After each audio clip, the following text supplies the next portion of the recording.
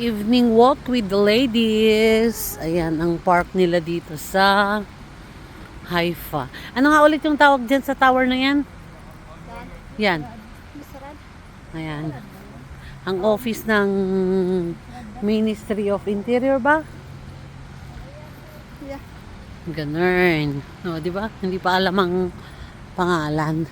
So, yan po sa matatanaw natin guys, ang Haifa Bay. Haifa Port, Haifa Bay. Parang di ko na alam mag-vlog. Sorry naman. Port ni Haifa. Yes. Parang ganun. So, naglakad-lakad tayo kasi malamig. It's very cold. And you can see there, they have a fountain. Ngayon walang ilaw. Dati meron, di ba? That is a fountain, guys. Okay, so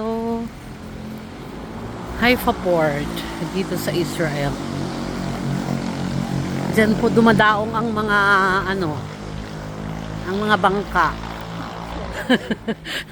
Hindi pala bangka, anong tawag doon?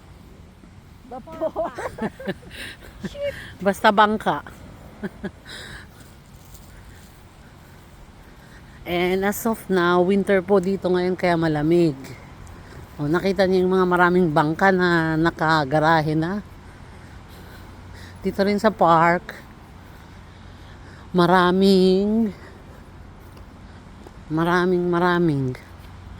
Basta ganun. Ayan, ang Haifa Port, Israel. Ayan.